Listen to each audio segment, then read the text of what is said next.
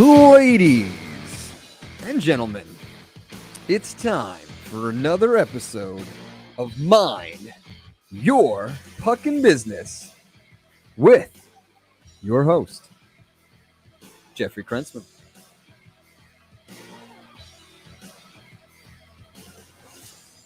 Thank you, Dougie Sticks. How are you? Good, how are you? We are good. Coming to you, as always, from the beautiful studios of Undefeated Media here in Bergen County, New Jersey. Thank you. This is the Mind Your Puckin' Business podcast brought to you by the Bamboozle Project. Episode number 62 on the dial this week on the Spanish stations, 62. Ooh, You can email your questions anytime, and you know we went through them all last week. We took all your questions to mypbshow@gmail.com. And you can find us, listen to us, whatever you want to do on YouTube, Spotify, iTunes, and Facebook.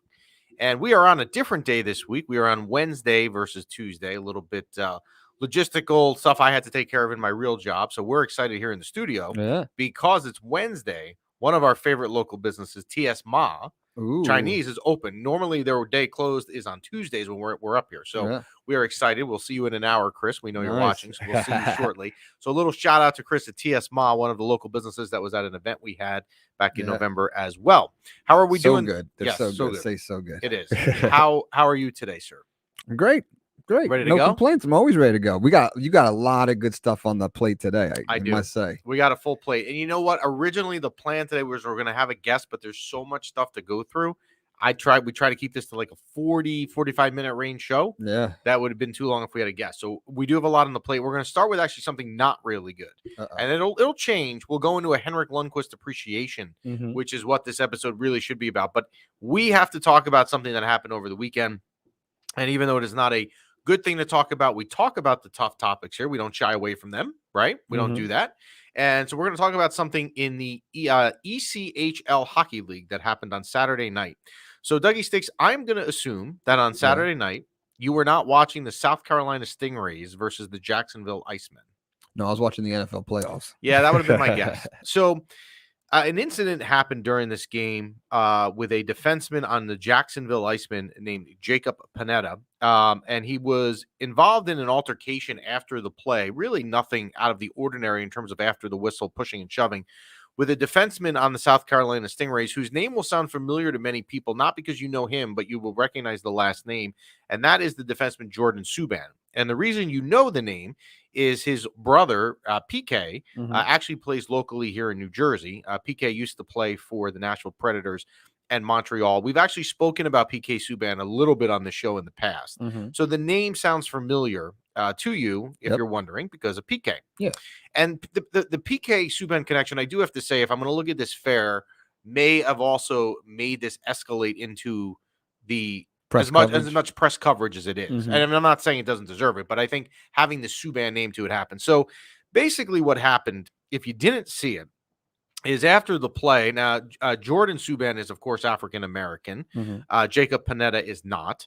And in the altercation where the referees are breaking them up, and really wasn't anything crazy after the whistle, made a very racist gesture. We'll leave it at that. You can Google it online. I'll leave it to our listeners for homework if they want to do it, because I don't want to. So it was a gesture. It wasn't a saying. It wasn't a saying. Now, I believe there were reports. I don't know if they were confirmed that there were words said as well. I don't know if the microphone caught it. I don't want to spread false information, but I will tell you that if you Google it and you look, the gesture certainly happens because the gesture is on camera. So it's become a mess. And Jacob Panetta, who did this, then on the next day decided to, which probably was a mistake on top of the mistake he already made, delete his Twitter and Instagram, and then made a about face and said, that's not a good idea. I'm not going to hide from it. And brought back his Instagram account and posted what I thought was a pretty decent apology, all things considered. But unfortunately, this incident is a stark reminder that in the world we live in, there is still a small minority of people that don't understand the equality world that we should live in, that we all think we live in, and that it remains an issue in the world of hockey, and I'm sure other sports as well, but we're going to use this example here in hockey. So on Sunday night, the night after it happened, PK Subban, who again plays for the Devils, had a press conference, or not a press conference, but was interviewed by the media after their loss to the Los Angeles Kings at home. And it's a 13-minute, really about straight from the heart from PK Subban. And if you don't like PK Subban, and I'm not the biggest fan of him, and neither is B-Rock over here normally, because we make fun of some of the stuff he does off the ice. But if you watch this PK Subban video of the 13 minutes talking about how he didn't sleep and all that stuff, it will upset you. And you just hope that, and we say this all the time when these incidents happen, not just in hockey, but in life, that you hope that these incidents bring it to light, that they don't happen as frequently or ever at all. Mm-hmm. So it's just a sad situation in the ECHL hockey game the other night. But it's unfortunate. Yes.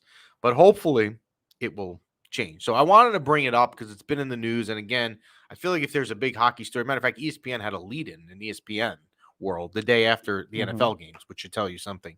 So I kind of felt like we needed to bring it up here. So let's shift gears. You want to go happier times now? Yeah, please. Okay. You want to go? We'll try and give you some uplifting stuff. So Friday night, New York City, in a non-coronavirus world, which we're still living in, right? I don't want to get into an argument of how much we should or shouldn't be living in it, but we're still living in it. So that's a fact. Yeah. New York sports will give you from time to time what we call like a signature New York moment, right? Maybe it's a New York team, the Yankees winning the World Series. Maybe it's the Giants winning the Super Bowl, or it's a moment that doesn't involve winning a championship that is just a signature moment. Friday night at Madison Square Garden will be one of those New York moments when the New York Rangers retire to the rafters at the world's most famous arena, Henrik Lundqvist's jersey, number 30. Now, I'm going to talk a lot about Henrik for a little bit here, but I want to say what I think the most incredible thing about Henrik Lundqvist is, and a lot of people don't know this. Henrik Lundqvist obviously went on to have a career you would dream of, right? I don't really have any flaws in it. He didn't win a cup, but that's not all on him. But one of the most remarkable things about Henrik Lundqvist that people forget is he was a 7th round draft pick. He was picked 205th overall in the 2000 draft. When you are a general manager, who at the time back then was Glenn Sather, are making a draft, and not just hockey. Let's talk football. Let's talk baseball, basketball, whatever you want to do. Yeah. When you're making a pick in the 7th round, you're throwing a dart at a dartboard and hoping it sticks. Yeah. You have no idea, right, that 7th round pick is going to be what he was. If you knew that, whatever team picked first that year, he would have obviously been the number 1 draft pick overall. So the Rangers got so incredibly lucky that here's a guy you drafted 205th overall in 2000 that turns out to be the franchise leader in wins. Yeah. He has 459 career wins, are 6th all time in the NHL. That is the most ever by a European goalie. Now, you may say to yourself, well, why does that matter? Well, you have to remember, hockey now, more than ever, is not just USA and Canada, right? There's a ton of European players in the league. Yeah. He has the most wins of any European goalie ever in the NHL. He has 64 career shutouts, which is 10th all time. He was a finalist for the Vezina Trophy, and you may ask, well, what does that mean? I'm a Hockey 101 guy. That is the award given annually to the number 1 goalie in the NHL. He was a finalist for the award 5 times, and he won the award in 2011, 2012, when the Rangers that year would have went to the Eastern Conference Finals. Now, here is 2 stats with him that I find out of all the stats I think are incredible. I mean, they're all incredible, but this really speaks volumes. In game 7s, right? Winner take all. You don't have no room for error. You lose 1-0, your team goes home, your season's over. His record in his career game 7s is 6-2. In those 8 game 7s, he had an unreal save percentage of 961. It's not human, this stuff. Then, okay, in between 2012 and 2015, in games where the Rangers could have been eliminated. So the other team then has 3 wins. They need 1 more to win a best of 7 series and get to the 4th win. His record is 15-4. I mean, sit back and think about that. When this guy was against, his back's against the wall in the corner, his record is 15-4 in those years. He never played a meaningless game until his 930th game. Now, you may say to yourself, well, what does that mean, meaningless game? He never played a game where his team was eliminated in a regular season. So if you're having a bad regular season, i.e. the New Jersey Devils right now, and I'm going to throw that in there. I'm sorry, but I'm going to say it. You're going to have a lot of meaningless games at some point in the season where you've already statistically been eliminated from the playoffs. It is a meaningless game. You're not playing for anything. Yeah. He never had that until his 13th season. So he was either in the playoffs or it came down to the last day. So he would have, now that I think back, the Rangers got eliminated on the last day of the season. I want to say it's 2009. They lost a shootout on a Sunday afternoon in Philadelphia where the winner got in the playoffs and they did not. I believe that was 2009. You could look it up. But until then, he never played a meaningless game. I think it's safe to say he's the best 7th round pick of all time. He is. Now, you also could not have asked for a better ambassador of your franchise. He's the most well-dressed human being I've ever seen. He's obviously very good looking, right? People don't realize also that he was equally as good off the ice as he was on it. So again, getting back to the ambassador role that Lundqvist played. If you watch or you saw him over the years do a ton of things with the Garden of Dreams, which is the Madison Square Garden charity for children, with any other charity stuff in New York, the stuff that he did off the ice, you could argue matched how well he performed on the ice. Just an all-around phenomenal guy. I would like to think, now, I don't want to speak for other people, so this is why I'm going to preface it with I would like to think that if you were a fan of an opposing team of the Rangers, or for that matter, any of the other 31 NHL franchises, you would have respect for Henrik Lundqvist. Now, you may not have rooted for him if you were a fan of the Devils or the Penguins or any of the Capitals especially, but you have to have respect for him, kind of like I have with Tom Brady. I don't like the guy at all. We were just talking about this before.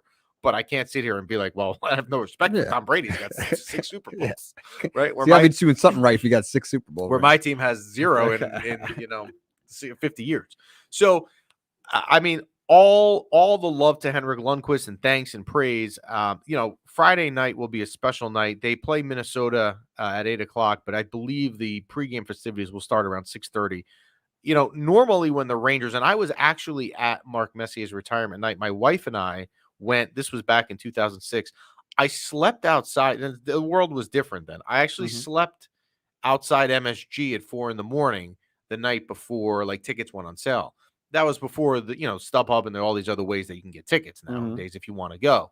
But when you see these New York moments that the Rangers do, they do it right. So you can bet your mortgage that if you tune in on Friday night, you'll be impressed with whatever the speakers are, the video tributes, whatever. I mean, it just will be a magnificent night. And if you're not even a Ranger fan, and I know there are some non-Ranger fans that watch us based on the questions we get in, I would recommend finding a way Friday night to tune in, or if you can't, find a way to tune into the replay of it.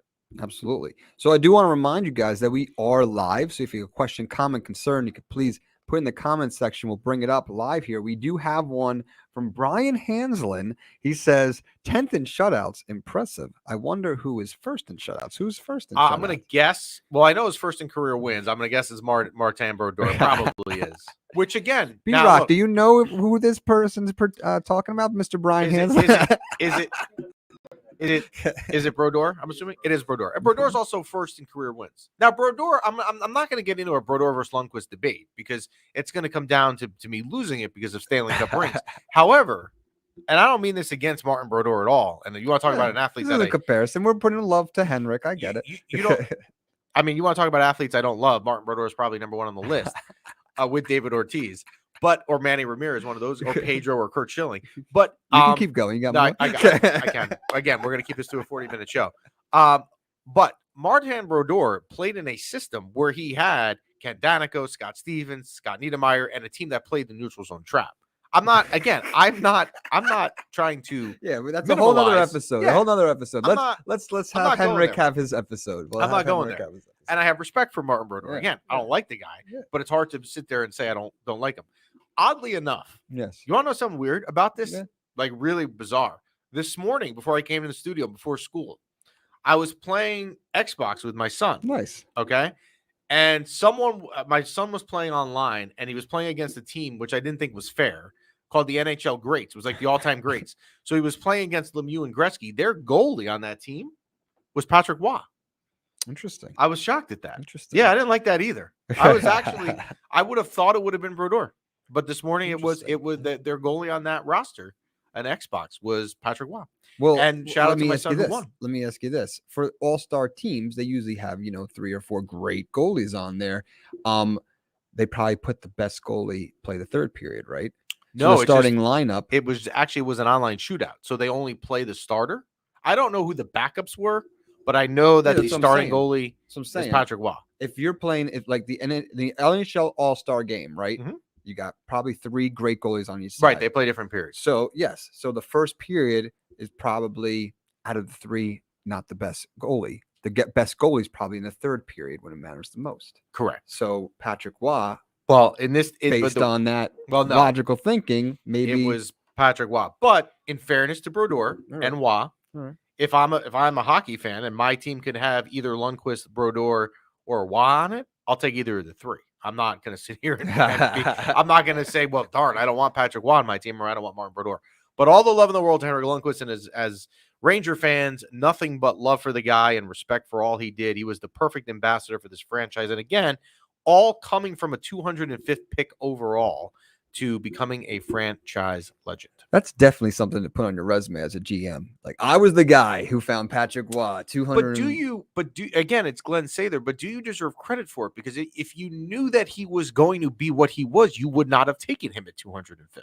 Well, no one knew, obviously. Right. Seventh rounds have gone by. But you're the one who, you're the one who found that gem out of best 7th round pick of all time. Yeah. Oh, well, definitely. Wasn't, if I'm not mistaken, Tom Brady was a late round pick also. Yes, Tom Brady was a late round pick. Maybe I don't know about 6th. 7th. I think it was a 6th round I'll pick. find out. I'm pretty sure Tom Brady, you can look it up, but I think he was a 6th round pick. There it is. It's right on the top of your screen, Dougie Sticks. So he was picked 199th. But it doesn't. So he was the 199th pick. 6th round pick. 6th round. I'm right. Yes. So he was a 6th round pick. So the general manager, yes, okay. But the general manager of the Patriots at the time, which I don't know if it was Robert Kraft or it may have been, well, let's see, it could have been Pete Carroll or Parcells were there those years.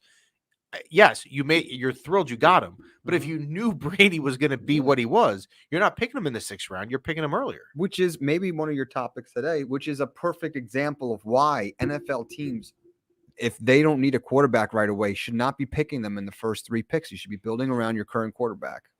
Well, and that will be a wonderful discussion point for the New York football teams in a couple of months, because they each think about this.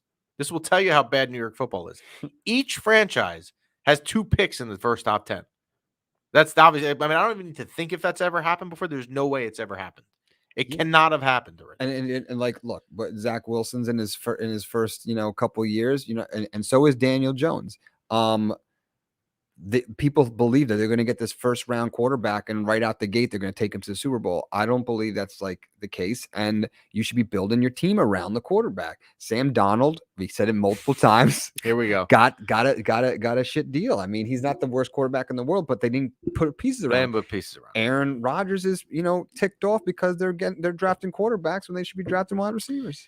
Yeah, we'll see. So we'll get into the NFL in a minute. Let's just we'll transition from Lundqvist to the NFL. Let's talk about the Rangers. So they had 4 games in the past week. There's a lot you like and a little bit you don't. So Wednesday night they play Toronto, and we talked last week that would be a good test. The Rangers are down 2-0, 3.5 minutes into the game, and literally looked like they just didn't even show up. They didn't care.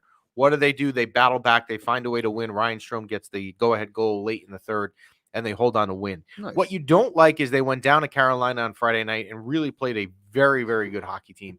And the Rangers just were not only not in it, they had trouble, which you don't like, playing against the system that Carolina was playing. They had trouble getting out of their defensive end.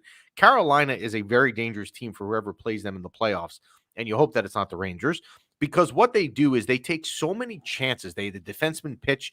They're very, very aggressive, and they give teams fits. So whoever plays Carolina down the road 4 months from now in the playoffs, they're gonna have their hands full. They're a good team. So the Rangers leave Carolina. I don't know if you were aware of this. It's 11 o'clock Friday night. They finish the game. They're about to fly home on their charter to New York because they have a game the next night at home, Saturday night at the Garden. What happens? There's weather issues in Raleigh. The plane can't get out. The Rangers land at 3:30 in the morning in Westchester Airport. They get home. A lot of these guys live in the city. They get home at 5 a.m., right? What do you got to do? You turn around a couple hours later, you got to play. Wow. They have a game that night. The Rangers, for the first half of the game, are awful. Arizona is not good. The Rangers are down 3-1. Wow. To the point where people are are starting to message saying stuff. Well, you know what? Maybe the team's just not, maybe we're not as good as you think, right? So in about a matter of 9 minutes, the Rangers score 4 goals and end up winning the game. Then Monday night, they had the LA Kings at home, and they didn't play well in the beginning of the game, but they held on to win. So here are some things that you like what you're seeing. Look at the Toronto and the Arizona game. The team was down by 2 goals in each game. They battled also on Monday versus LA. The team is being resilient. They are fighting. They are playing a full 60-minute game, which for years previously, Ranger fans will tell you have been an issue with the team that it seems like the new coaching staff and Gerard Gallant have fixed. They are competitive. They are chippy. They do not get down on themselves. They have also now won 5 games in a row at home. For many years, people have been barking, including myself, that MSG has become, to an extent, far more corporate accessible, let's say, than to the average fan. You can read about that. It's well documented. People say that. And with that happening, with people showing up in suits and clients and not being the real fans, you lose some of that home ice advantage. Yeah, right? Absolutely. Now, this year, their home record is exceptional. Again, they've won 5 in a row at home. It seems like they're playing better on home ice, which translates, hopefully, down the road to this team making the playoffs, which you would think right now it should, hopefully, and having home ice advantage at home being critical if home ice matters to this team, which it seems like it is. So good stuff. I'm going to throw one thing out there. I was debating whether to do this, but I'm going to do it because I have it on the sheet. I wasn't sure. I'm going to make a game time decision here. I run a page. We've talked about it. Rangers trade signings on Instagram. Very popular page. I encourage you to check it out. I posted something the other. Give it to me again. Rangers _. Well, you got to put the plural in there. Rangers. Oh, Rangers _ trades _ signings. If you go to the page, it's very active. And I posted something on Monday only because, and you can see the on the screen, you can see the Instagram handle. I posted something the other day because I was bored at work for I 20 minutes. I was playing around doing Ranger stuff. Yeah. And I posted something are you concerned long-term with Capo Caco? Right. It was just a thought. And we're not going to put up on the screen the comments that people wrote. You can go on Instagram yourself and check it out. But it got very heated with people. And I didn't even get involved. I just was the guy posing the question. And there's some back and forth debate, pretty hardcore, whether Caco is going to be what we think he's going to be. So one thing to keep an eye on, he's injured. He'll be back. But we will mention this question. I don't want to say it's question of the day or of the week, but it's a question we will come back to when he comes back, is does Caco living up to the hype that he deserved? Interesting. Because when he came here, I'm not saying I'm down on Caco or I'm not down on Caco. All I'm saying is in 2019, when he came here, he had the billing that he was the next Moses, this dude. And he landed, I don't know, I shouldn't say I don't know if you saw it. I'm sure you didn't see it. There is video out there when he got drafted by the Rangers in June of 2019. Again, this was before coronavirus, so that you can do these kinds of things. He landed at Newark Airport, and there's a video of him coming down the escalator in baggage claim in Terminal B, and there's all Ranger fans who were sitting there waiting to meet him because, again, he was the next coming of Moses. Wow. So I don't know if we're still on that track. I'm not saying he's not going to have a good career. I want to know the answer, though. Is he living up to the hype of the next Moses? So he's like the reverse Henrik, where Henrik was a 7th round pick and no one knew. He was Moses so far. But he's young. Look, there's an argument to be made, and that's why I'm not taking either side. I was just the guy posing the question. Yeah. I didn't mean to start World War VI the other day you on did. this page. No, I didn't. I was actually just curious people's thoughts. And people get very heated. Yeah. All I'm saying is think about what you thought you were going to get. And do you still think you're going to get his long term with what you've seen in 3 years? Interesting. That's all. Shifting gears. NFL. Yeah. Have we ever had a better weekend of games? I remember. I don't know why. Yeah. I don't know why this has stuck with me for years. Mhm. It's not even that important, but it's always been in my head. Mhm. I used to listen to in my 20s, which is now ancient years ago. Yeah. I used to listen to Mikey and the Mad Dog all the time on WFAN, and I Mhm. loved them. And they used to say, or they said it once, and it stuck with me, that the divisional weekend, which is where we just were always the best games. And that has never rang more true than this year because all 4 games this weekend came down to the final play. Yeah. So let's run in order 3 here. of them ended in a field goal, correct? Yes. Yes. And one in a walk-off touchdown. So let's start in order and give credit to the Bengals here. The Bengals, I said last week, I picked them on the show. I picked them to win outright. They were a 3.5 point underdog, and they won the game outright. They are they're scary. They're a team that you don't want to play at all. You've got Joe Burrow, who is just, it's almost like he just doesn't give a crap about anything. He just does what he wants to do, and that's dangerous. Yeah. You've got Mixon as a running back who's had a very good year, and I know that firsthand because he was on my fantasy team. And you've got T. Higgins and Chase, the Usmana tight end there is good. They're a very, very, very good team. So we give them credit. I mean, here's a team that 2 weeks ago when they were going up against Vegas, people were saying, well, they haven't won a playoff game in 30-something years. Well, now they're 1 game away from the Super Bowl. They've won 2 games. Yeah. So give them credit. Going on the road, I wasn't huge on Tennessee being a 1 seed, but they're still a 1 seed. That's a hard thing to do on the road. And, if you're going to give credit to the Bengals, you got to point out to the Tennessee, like, how do you sack the quarterback like 9 times and, that's like that's a crazy stat. I think that was like the most sacks in a game that the team lost, right? I don't think Tennessee's offense like helped them in any. Tannehill, I believe, on the first play of the game threw an interception. Yeah, right. I mean, it's not really the game plan how you want to start it Yeah. up. So we give credit to them. Saturday night's game, I could not get into. I had it on. I don't know why. It just maybe because there just was not a lot of scoring. I could not get into the 49ers Rodgers Packers game.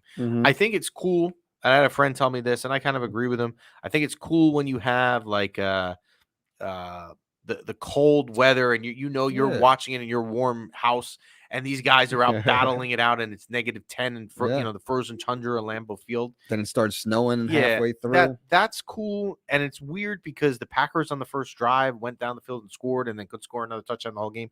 I don't know. I just couldn't get into it.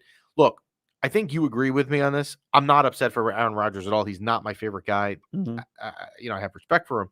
But I was surprised because I said last week here that the 49ers to go into that environment where Aaron Rodgers can play in the cold weather. I was surprised. But you know what? Hey, if you're a 49er fan, you take it. Again, you're 1 game away now from getting to the big game. Sunday afternoon's game, I missed most of it only because we had stuff with the kids. My kids had sports, the Rams and Buccaneers games. But crazy. So I had looked at the score in the third quarter, and I'm pretty sure it was 27-3. And I had said, all right, this game's over. And I wasn't upset with Tampa losing either. And I picked the Rams to win on the show last week. At halftime, there was a stat that it was the second most like deficit since he did it with Atlanta when it was 28-3 or something. Yeah. So we got home and I turned on the TV, really not thinking I was going to be watching the post game. And I saw Brady about to drive to tie it. And I said, well, we know what he's going to do. We've seen the script 1,000 times. Why do we think it's going to be anything different? What does he do? He goes down, he drives and ties it. And then somehow the Tampa Bay Buccaneers, of all people, how is Cooper Kupp the one that is just getting open like that in that situation? I mean, we'll talk about mind-boggling stuff in a minute when we get to the Bills and Chiefs. But you deserve to lose. If Cooper Kupp in that situation is left alone like that on a deep bomb, you deserve to lose. So the play wasn't even designed for him. After the game, they were talking to Stafford, and he was like, yeah, we call that route for the love of the game route because you're not getting the ball. Like it's like a decoy, like to send out there. And he was wide open. Like there's I just don't understand. If you're gonna get beat by Odell, get beat by someone else, maybe the Higbee tight end over there, Tyler Higbee, don't get beat by. It's amazing. But anyway, with Tom Brady and Rodgers now, as we were talking before we went on here today, we'll see what happens with both of them. Brady yesterday made it seem more that retirement for him is possible. I don't want to say that I would bet that it's going to happen, but I would have told you a week ago, if they get eliminated, he'll be back. Looking at it yesterday, I don't think he's as sure. Aaron Rodgers, we talked about it in the studio here before we went live. If you're Aaron Rodgers, going to Indianapolis, I don't think makes a lot of sense. They also have a lot of money tied up in Carson Wentz. Mm-hmm. The other team I heard was Denver, which makes no sense to me. Why in the world would you go to play in Denver? I mean, I don't know if that's even confirmed, where I read that. Mm-hmm. I think your only option, and you're 38, right? You're not interested in a rebuild, is to stay with the Green Bay Packers. So we'll see what he does. With Aaron Rodgers, the one thing you do know, it'll be dramatic, it'll be played out, and it'll be annoying. You can almost guarantee that. If you're Aaron Rodgers, you got to think you want to be in the NFC. You don't want to go to the AFC. Yes, I would agree. Right? Maybe New Orleans is in the NFC. New Orleans is in the NFC, but they don't have. And their coach Sean Payton left yesterday. They're again, that's a rebuild. He left, or he's got fired. He left. Wow. And now that he's saying he's not retiring. He's saying he's inclined. He's taking a year off. All signs point to him. There is a love affair between him and Jerry Jones. Mm-hmm. So Mike McCarthy, I believe, has one more year left on his deal. Wow. If that team does not do something significant next year, which they probably won't because they're the Cowboys, Sean Payton's going to the Cowboys. Wow.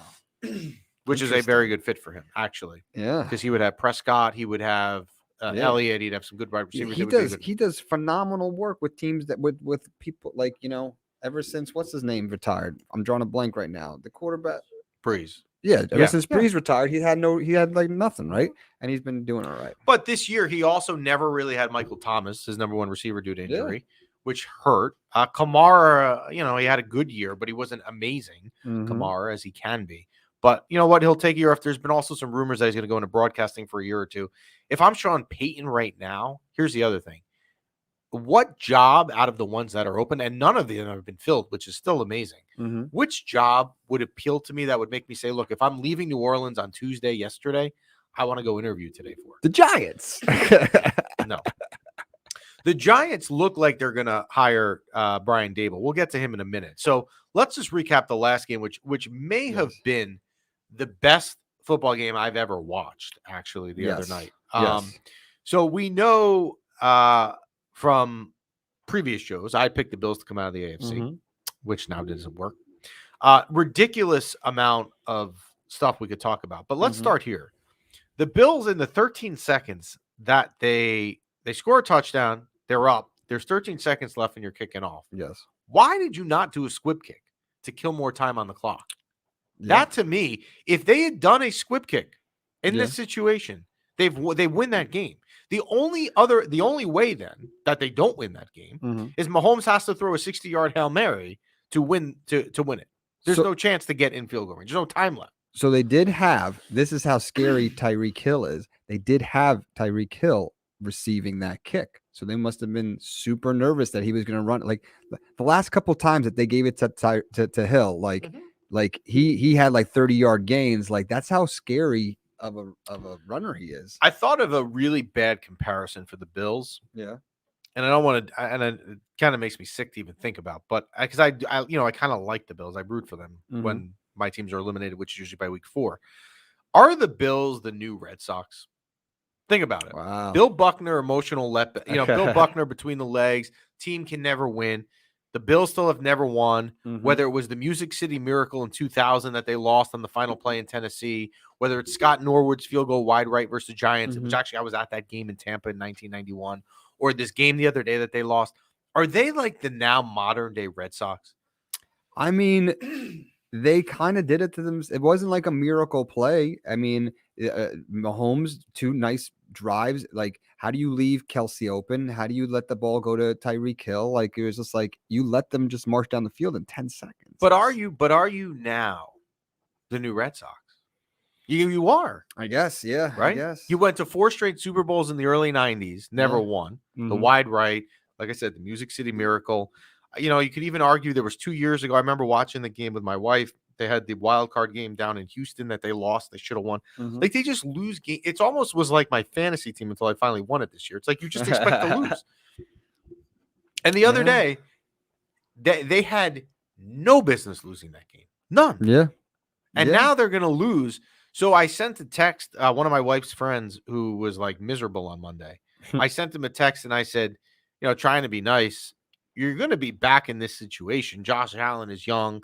the coach Sean McDermott is really good. He's young. Like they will be back and they'll be Mhm. competitive. And the AFC East, for all that matters, suck, right? Because the Mhm. Jets aren't going to be good. The Dolphins don't even have a coach. The Patriots, we saw the difference between the Patriots and the Bills right now last week. So it's like you're going to get to roll the dice again in the playoffs. Mhm. However, they're going to lose they lost their assistant GM who became the new GM of the Giants. They're going to lose Brian Dable, who supposedly has been getting a ton of credit for that offense and Josh Allen's development. So someone else is going to have to come in there. So you never really know, but like if you're the Bills, man, you're like the new Red Sox. You really are. Yeah. I feel bad. I went to school in Buffalo, so I definitely, I've Anchor Bar or experienced. Duff's? Yeah, Which one? both great, Okay. both great. But yeah, I definitely, felt the pain of Bills fans because hanging out with them and watching the games with them. I will say these overtime rules need to change. I'm not It's giving. inaccurate. I'm It's a not fair giving. point. I'm not giving them an out. I'm not saying they should have. That's the only reason why they lost. But if you have such an amazing game like that, you're gonna end it on like one drive and not let the other team even let them go. Let them go another 15 minutes and duke it out. Like why just have all right? Here's a coin flip. All right, you scored. You win. Like I did read that the competition committee in the NFL, which meets annually, that will be a topic for the gotta offseason. be. It has to. You know what? If they don't make and I agree with you that they should, but even if they're not going to make the change, they have to at least have the discussion, and they will. Yeah, So yeah. You want to have the regular season be that BS? Sure. The playoffs, let them go until and 5 overtimes. Eventually, someone's gonna cave. if you're a Bills fan on Sunday night when that game ends at 10 o'clock, how do you go to sleep? Dude, I'm not even a big Bills fan. I was ticked. Right, like You got cheated out of a wonderful game. The game was amazing. You didn't get cheated. I don't want to say you got cheated. All you had to do. I mean, you The had plenty of best opportunities. football I've ever seen, and it's just like, oh, you know what? We're done here. Look, But that's the rule at the time. They're not going to change it at the time. who made this rule? But if you're a Bills fan, a diehard, and again, I know a lot of them through my wife's friends in college. Mhm. I just think to myself, like if that was the Rangers equivalent in a hockey playoff game, and it was Yeah. 10 o'clock at night and the season ends like that, I'm pretty Yeah. sure I'm not sleeping that night. Yeah. Yeah, or dude. I'm going to have a very hard time. It's going to be a long time until I fall asleep. That was the second game, and I have I make my bet for one game, I make my bet for the other game, and then whatever the bets are for the week, I'll put that in a same game Mhm. parlay bet. And if that hit, I would have had like $200. I was ticked. Yeah. All right. So moving on to the conference championships this weekend, you have the Chiefs. I believe they are a 6.5 point favorite. That was the last thing that I saw. Let me take a look and see if that's accurate, unless the line has moved. So as of now, it is NFL 7. It's moved to 7. I love Cincinnati. This bet for Cincinnati. I'm not saying Cincinnati's going to win the game. Here's why I like this bet. Cincinnati seems to be on a magic carpet ride. As I just said, Joe Burrow doesn't care at all. Mhm. The other piece of the puzzle is there an emotional letdown to some extent for the Chiefs after a game like that versus Buffalo? I'm not saying Cincy's going to win the game, although I actually think they can, Mhm. because they just played each other 3 weeks ago, week 17, beginning of the month, and Cincy won. And Joe Burrow had a crazy day versus that defense. 7 points is a lot of points, but I just get worried if I'm the Chiefs as well for an emotional letdown playing a team for Cincy who just doesn't care and they're going to just take chances. Mhm. That may not be a good fit. So should be a good game. I'm going to pick the Chiefs to win, but I love Cincy with the points getting 7. The next game is a rematch, ironically, again, of week 18, not even that long ago. Mhm. The Rams and the 49ers, the Rams are getting 3.5. So go back not that long ago, 2.5 weeks ago. Mhm. They played in LA the last week of the season. San Francisco had to win to get in the playoffs. At halftime, they were down like 24-0. It was brutal. They weren't even doing anything. They Mhm. woke up, whatever they said at halftime certainly resonated with them. And they San Fran came back and won it. And that win versus the Rams put them in the playoffs. And now they will square off. Look, these two teams know each other very well. They play in the same division. They play twice every year. They are similar in some extent. I like LA in this game. That's been a thing with this offense. It's been really good with Stafford. It's been better than any of us really thought. And I do think San Francisco can compete here. I would take LA with the points. So I'm taking, if you want my picks here, Cincinnati +7, and I would take LA with giving 3.5 because I just think they're a better team. Nice. And here's your brackets right there, so you guys can follow along at home. Yeah, I mean, I'm a little ticked off still about Buffalo, so I would love the Bengals to beat up on the Chiefs, and I love to see the Rams win. I think their offense, if they come to play, they can be unstoppable. So we're looking at what? A Bengals Rams Super Bowl. Okay. All right, yeah. We'll see what we got. For sure. Yeah, it'll be fun. And you know what? You get frustrated. One thing with this weekend that as good as the games were, but it also is annoying on the other side of it is you realize now that the season's ending, and when you have the games at the quality that they were, and now you say I only have 2 left this weekend, then a break, then another one. It's an issue. We're gonna need an episode from you, a tutorial of how to bet on hockey, because I feel like it's not a real. It's not a good exactly. You don't really have good odds. It's like upper minus like 3 goals. That's a huge Hockey's not a great sport to bet on at all. I mean, we could talk about it one day if we want to talk about it on the show. But football, I think, is far and away the best sport to absolutely. So that is a wrap for today. Again, if you are a sports fan, a hockey fan, you should tune in Friday night to Henrik Lundqvist night. The Rangers always do those things right in one of these, what we call a signature New York moment. We thank the Bamboozle Project as well, and we'll give another shout out to TS Ma. We'll be coming your way shortly. We know Chris is always watching. And any other thing from you, sir? No, great show, great job, and thanks for tuning in. And we appreciate the flexibility with the listeners today on the day, going to today's date versus a Tuesday. And again, you can email your questions anytime to mypbshow@gmail.com. We will take them next week. I promise I will get them in. I didn't today because we had a lot of other stuff, but we'll get to some of the questions next week. And that is a wrap from here. Thank you for listening, and we'll talk to you next week.